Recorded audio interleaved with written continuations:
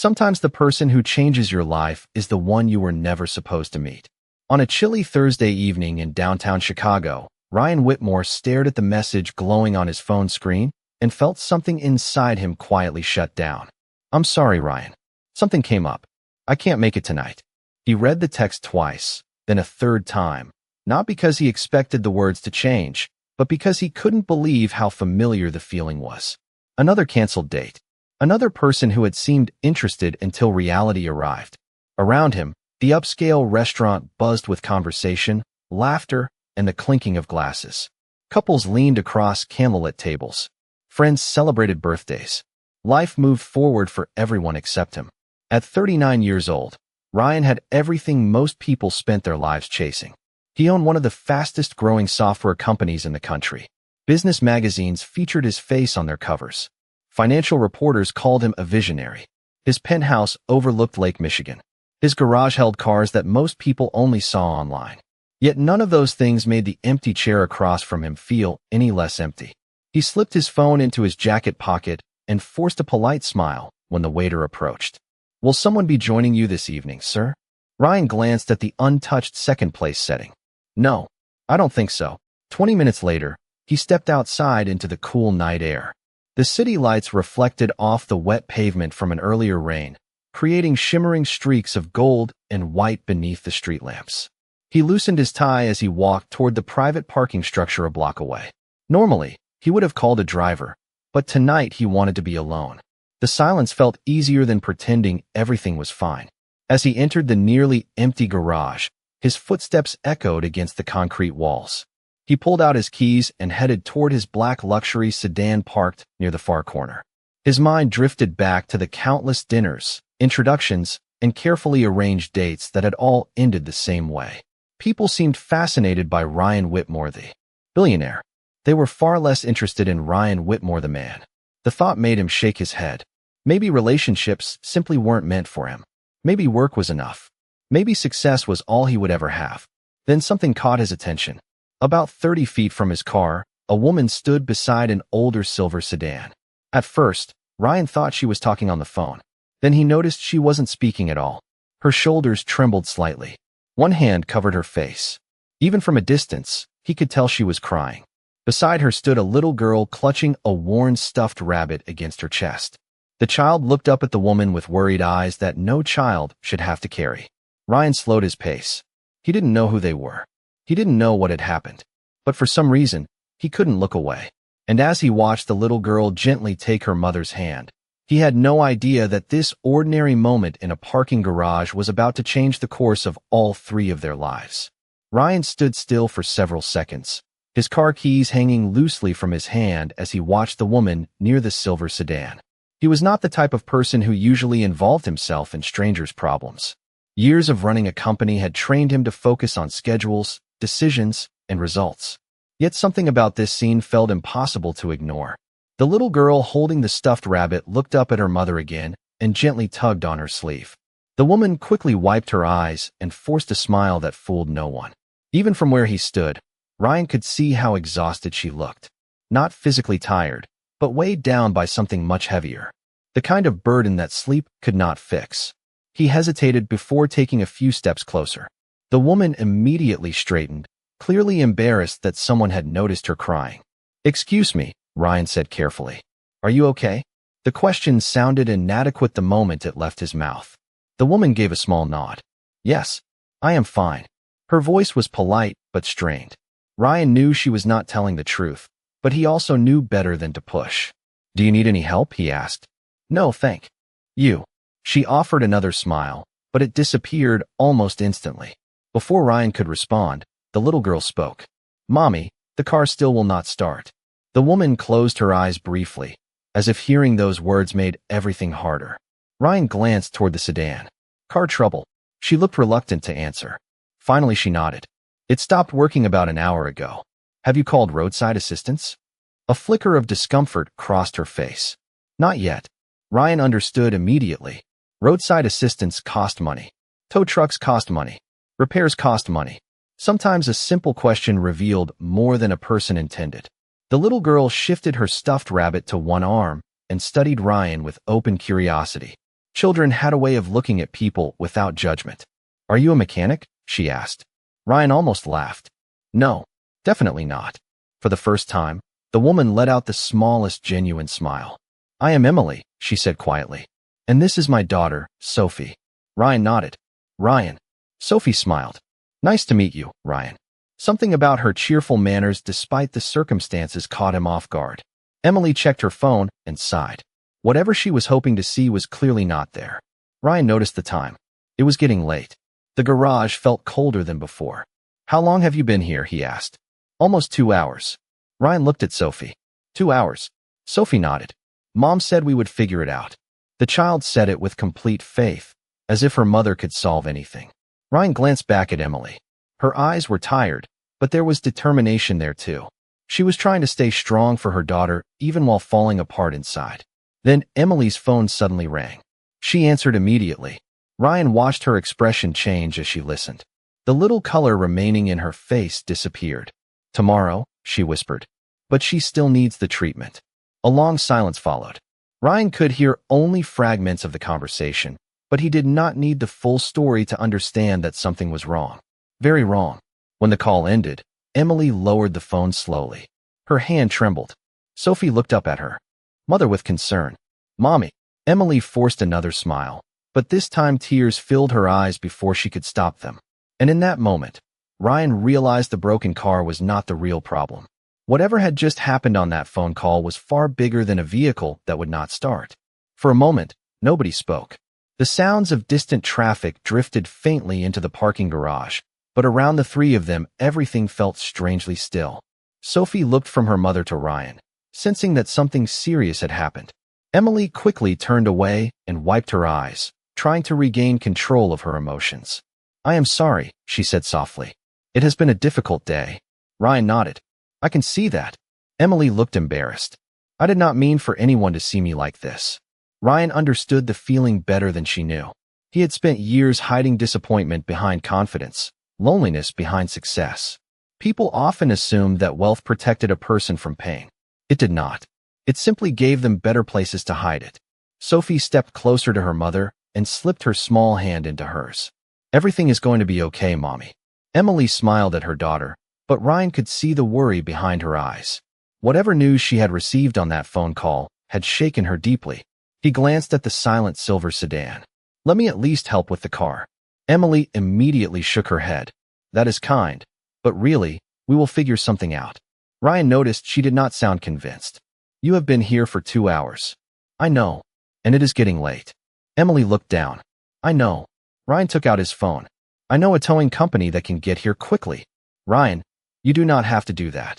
Maybe not, but I would like to. Emily hesitated. Pride and exhaustion seemed to be fighting a quiet battle inside her. Finally, she exhaled. Thank you.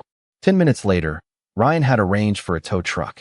While they waited, the three of them moved closer to the garage entrance where it was slightly warmer. Sophie sat on a nearby bench, swinging her legs while clutching her stuffed rabbit. For the first time, the tension eased a little. What is your rabbit's name? Ryan asked. Sophie looked surprised that he had asked. His name is Captain Marshmallow. Ryan smiled. That is a very impressive name. He has been with me since I was 3. Then he must be very experienced. Sophie giggled. The sound echoed softly through the garage. Emily watched the exchange with quiet appreciation. She talks more than most adults, Emily said. I noticed. Sophie grinned proudly. A few moments later, Ryan sat beside her on the bench. Can I ask you something? Sophie nodded. Do rich people ever get lonely? The question caught him completely off guard. Emily looked mortified. Sophie, it is okay, Ryan said gently. But the little girl continued looking at him, waiting for an answer. Children had a way of asking the questions adults avoided. Ryan thought about the empty chair at the restaurant, the canceled date, the silent penthouse waiting for him, the countless nights spent working because there was nothing else to come home to. Yes, he said honestly. Sometimes they do. Sophie considered that for a second. That is sad. Ryan laughed quietly. Maybe it is. Before anyone could say more, a faint smile appeared on Emily's face for the first time that evening. It was small, but genuine. Then her phone vibrated again. She glanced at the screen, and all the warmth vanished from her expression. Ryan noticed her fingers tighten around the device. Whatever message she had just received seemed to confirm a fear she had been desperately trying to ignore. And suddenly, he had the feeling that tonight's problems were only the beginning of a much larger story. The tow truck arrived about 20 minutes later. While the driver inspected the silver sedan, Emily remained unusually quiet. Sophie continued chatting with Ryan about school, books, and Captain Marshmallow, filling the cold evening air with the kind of innocent energy that made adults forget their worries for a few minutes. Eventually, the driver walked back, carrying a clipboard.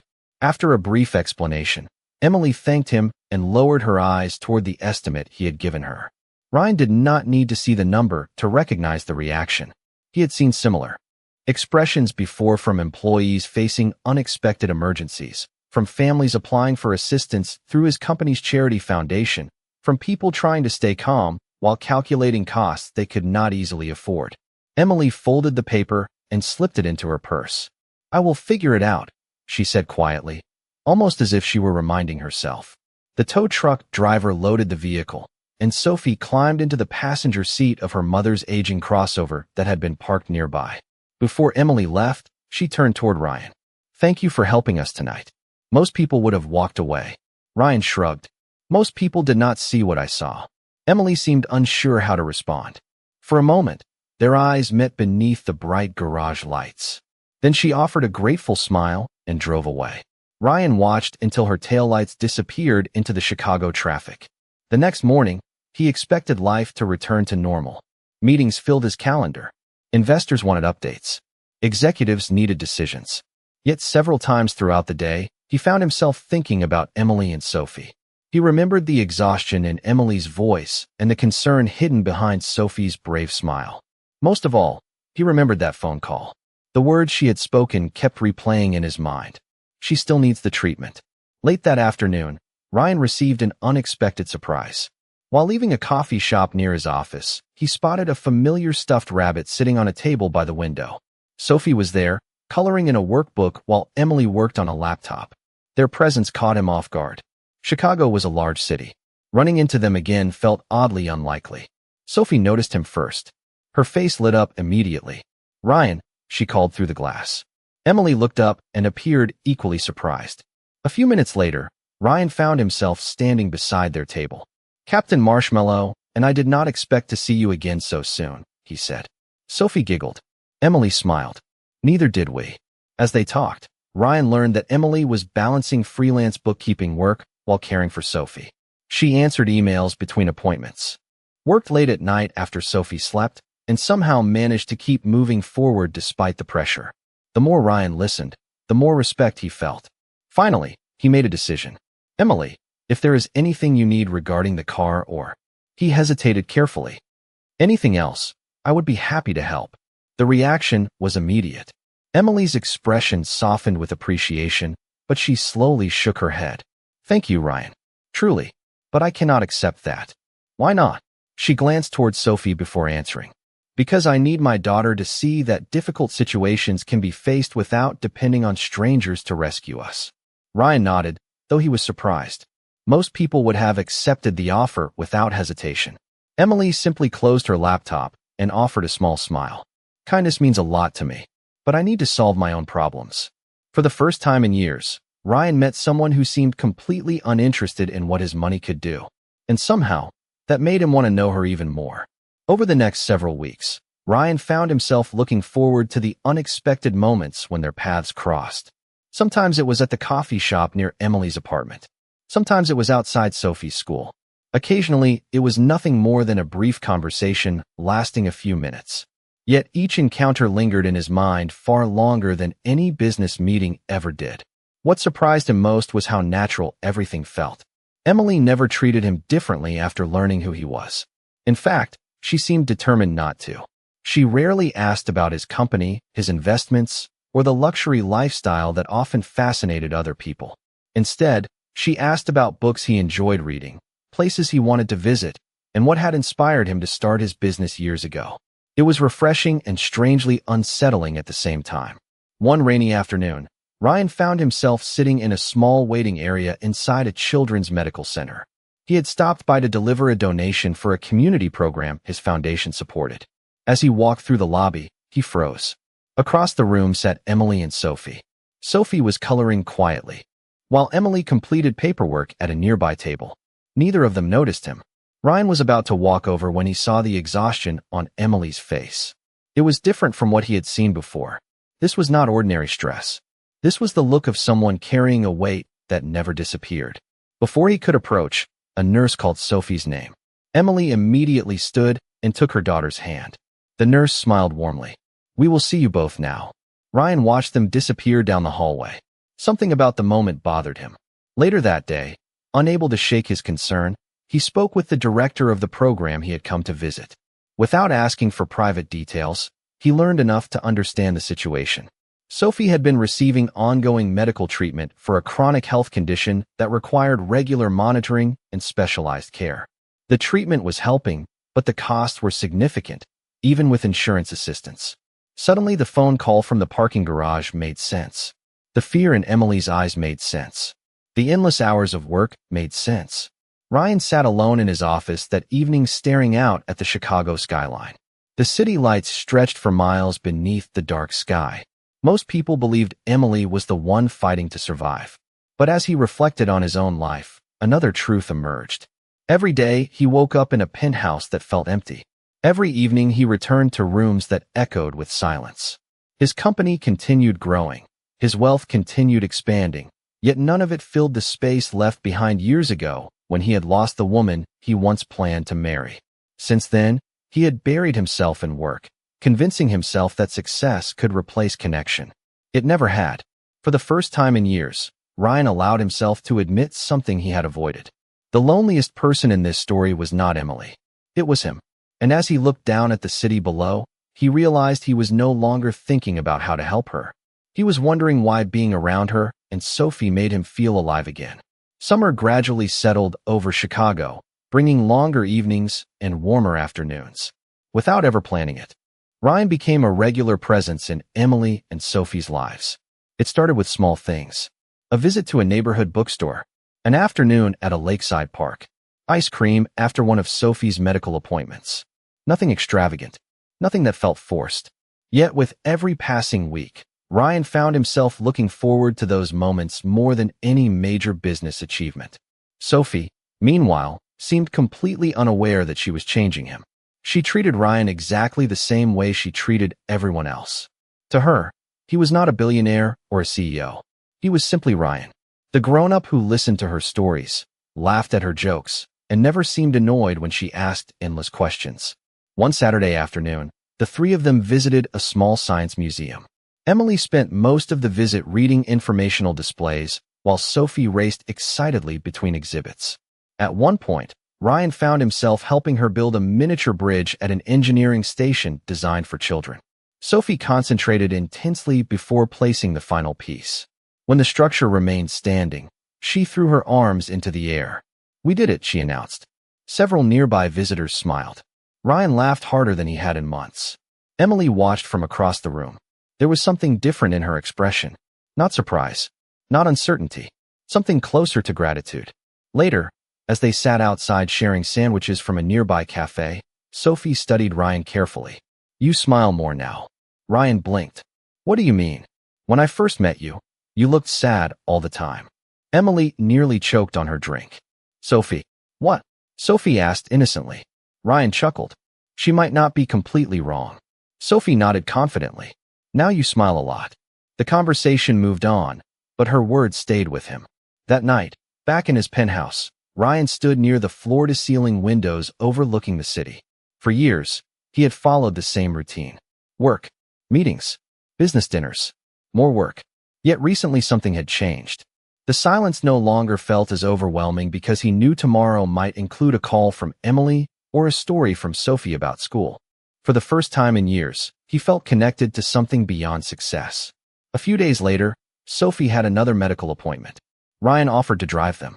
While Emily completed paperwork, he waited with Sophie in the lobby. She sat quietly beside him, unusually thoughtful. "Can I tell you a secret?" she asked. Ryan lowered his voice. "Of course." Sophie looked toward her mother to make sure she was not listening. "Mom worries all the time." Ryan's smile faded slightly. "I know. She thinks I do not notice." The words carried a wisdom that seemed too mature for an 8-year-old. Sophie hugged Captain Marshmallow closer. I wish she could be happy again. Ryan looked toward Emily, who was speaking with a receptionist across the room. For a moment, he understood something important. Sophie was not just fighting her own challenges. She spent every day trying to protect her mother emotionally. And as Ryan watched the little girl beside him, he realized she had quietly become one of the most important people in his life. What he did not realize was that a discovery waiting just around the corner was about to test everything the three of them had built together. The discovery came by accident. Ryan had never hired anyone to investigate Emily, and he had no interest in invading her privacy. Trust mattered to him, especially after everything they had shared over the previous months. But one afternoon, while attending a charity luncheon hosted by a local community organization, he noticed a familiar photograph displayed on a presentation screen. It was a picture of Emily receiving recognition for volunteer work she had done several years earlier.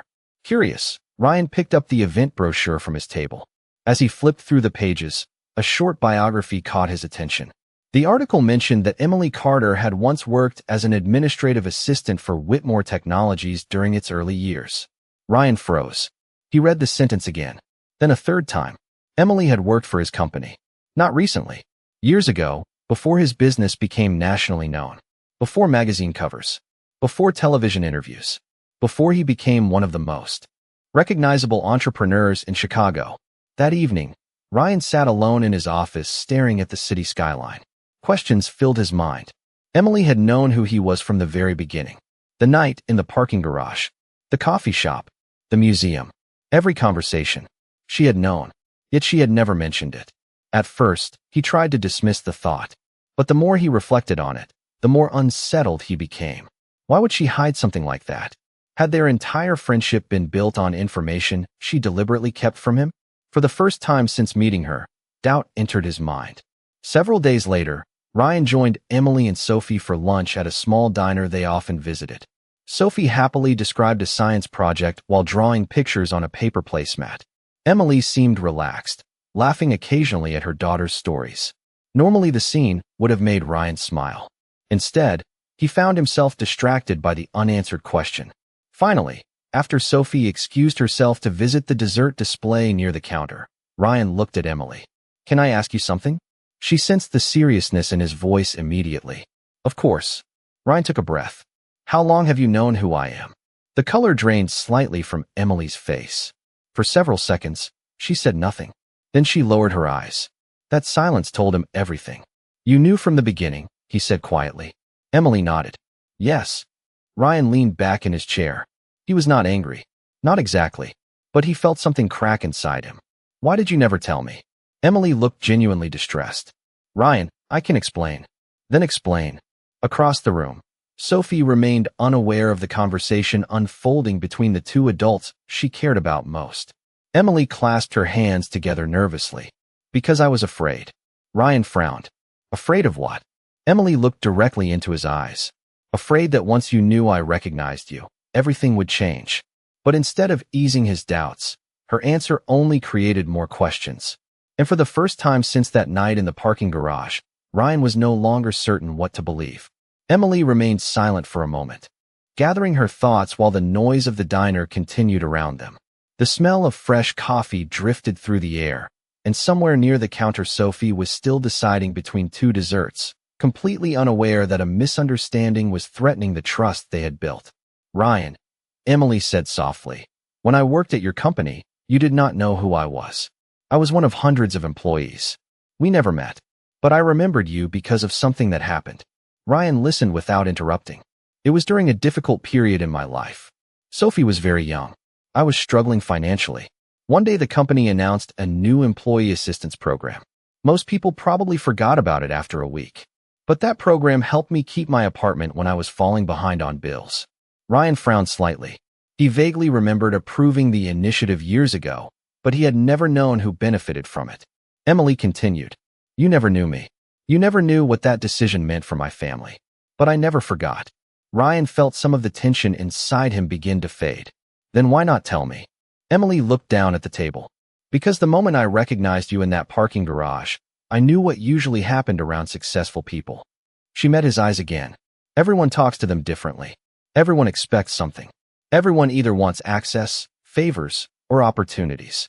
I did not want you wondering whether I approached you because of your money. Ryan remained quiet. Emily's voice trembled slightly. And after Sophie started caring about you, I became even more afraid. Afraid of what? Ryan asked. Afraid that if I told you the truth, you would think exactly what you are thinking now. Those words landed harder than Ryan expected. Across the room, Sophie waved excitedly while holding up a slice of chocolate cake. Emily smiled at her daughter before turning back to Ryan. Do you know why I kept saying no whenever you offered financial help? She asked. Ryan shook his head. Because I needed to know that if you stayed in our lives, it was because you cared about us, not because you felt sorry for us. For several seconds, neither of them spoke. Ryan replayed every moment since the night they met. Every conversation, every invitation, every time Emily had refused special treatment. Slowly, the pieces began fitting together. She had never asked for anything. Not once. In fact, she had spent months creating distance whenever his wealth threatened to change the dynamic between them. Suddenly, he realized how unfair his assumptions had been. Emily, he said quietly, I am sorry. Tears glistened briefly in her eyes, but she smiled. I understand why you felt hurt. Ryan looked toward Sophie, who was now walking back toward the table carrying her dessert with careful concentration. The little girl reached them and immediately sensed the emotion in the air. Did I miss something? She asked. Emily laughed softly. No, sweetheart. Sophie looked suspicious. Are you sure? Ryan smiled for the first time that afternoon. We were just clearing up a misunderstanding. Sophie nodded as if that explanation made perfect sense. But as Ryan watched her sit down beside her mother, another realization settled into his heart. He had almost allowed fear to destroy something precious. And now he knew with absolute certainty that losing Emily and Sophie would hurt far more than he had ever expected. 1 year later, the first warm days of spring had returned to Chicago. The city felt brighter somehow, but perhaps that was because Ryan no longer viewed it through the same lonely lens. Life looked different now. The long hours at the office still existed. The meetings, deadlines, and responsibilities had not disappeared. Yet when the workday ended, he no longer returned to an empty penthouse wondering what came next. He returned to people who mattered. On a Saturday afternoon, Ryan stood near the edge of a lakeside park where families gathered beneath clear blue skies. Children chased kites across open grass while sailboats drifted across Lake Michigan in the distance. Nearby, Sophie was attempting to teach Captain Marshmallow how to fly a toy airplane. The lesson was not going well. He needs more practice, she announced seriously after the rabbit landed face first in the grass. Ryan laughed. I think. You might be right. Emily smiled as she watched them. There was peace in her expression now. The constant worry that had once followed her everywhere had softened. Challenges still existed, of course. Life was never perfect. But she no longer carried every burden alone. The three of them settled onto a picnic blanket as the afternoon sun reflected off the water. For a while they simply enjoyed the moment. Then Ryan looked at the two people who had transformed his life without ever intending to. A year earlier, he had believed success was measured by numbers, achievements, and recognition. Now he understood something different. The most valuable things in life could never appear on a balance sheet. They were built through trust, kindness, and showing up for people day after day. Ryan took a slow breath. Can I ask you both something? Sophie immediately became suspicious. Why does that sound serious? Emily laughed. Because it probably is. Ryan reached into his jacket pocket and pulled out a small folded note. Sophie stared at it. That is not what people usually pull out before asking serious questions. I know, Ryan said. This is not a speech. He turned toward Emily. A long time ago, I thought I needed to find the perfect person. Emily listened quietly. Then one night, a canceled plan sent me in a different direction. Since then, you and Sophie have brought more happiness into my life than I ever thought possible. Emotion filled Emily's eyes. Ryan continued. I do not want to rush anything. I do not want to make promises that sound grand. I only know one thing for certain. He glanced toward Sophie before looking back at Emily. I would like to spend the rest of my life being part of your lives, if you will let me. For a moment, nobody spoke. Then Sophie threw her arms into the air. Finally, she shouted. Several nearby families turned to look. Emily covered her face while laughing through tears. Sophie. What? Sophie asked. I have been waiting forever. Ryan and Emily both laughed. Then Emily reached for his hand. Yes, she whispered. Sophie immediately wrapped her arms around both of them. As the three sat together beside the lake, Ryan thought back to the man he had been on that lonely evening 1 year earlier. The man staring at an empty chair after another canceled date could never have imagined this future. Yet sometimes the greatest changes begin with unexpected detours. And as the sun slowly lowered over the Chicago skyline, Ryan realized that he had not saved Emily and Sophie. In truth, they had saved him.